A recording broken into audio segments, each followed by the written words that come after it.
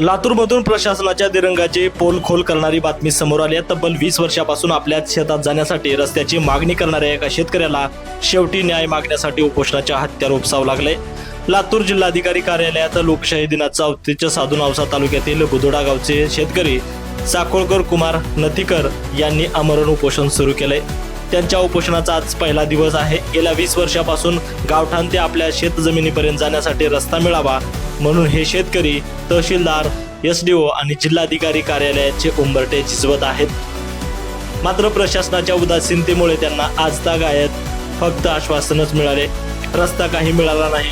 शेतकऱ्यांच्या या आक्रमक पवित्र्यानंतर जिल्हाधिकारी कार्यालयाने अखेर अर्जाची दखल घेतली असून संबंधित विभागाला तातडीने चौकशीचे आदेश दिले आहेत। मात्र 20 वर्ष झोपलेलं प्रशासन आता तर शेतकऱ्याला त्याच्या हक्काचा रस्ता देणार का, हा मोठा प्रश्न आहे।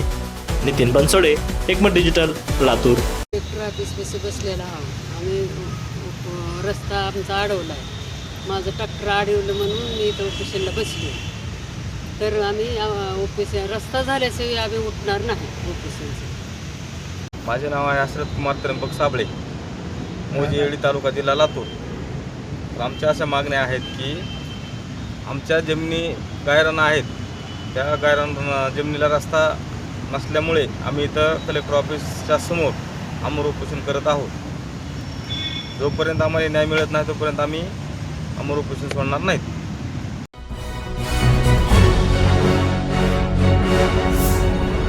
Thanks for watching Ekmat Digital.